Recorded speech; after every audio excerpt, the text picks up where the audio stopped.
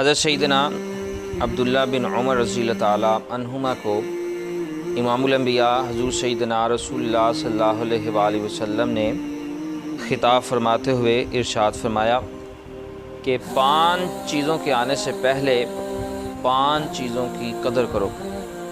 Number 1، بڑھاپے سے پہلے جوانی کی قدر کرو۔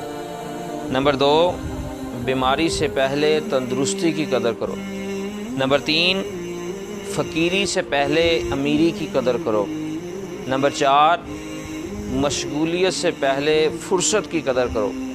اور نمبر 5، موت سے پہلے زندگی کی قدر کرو۔ لہذا صحت، جوانی، مالداری، فرصت اور زندگی کو رائگاں نہیں جانے دینا چاہیے، اس میں نیک اعمال کر لینے چاہیے۔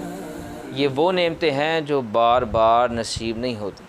میاں محمد بخش علیہ رحمہ فرماتے ہیں کہ سدا نہ باغے بلبل بولے، سدا نہ باغ بہاراں، سدا نہ ماپے حسن جوانی، سدا نہ صحبت یاراں۔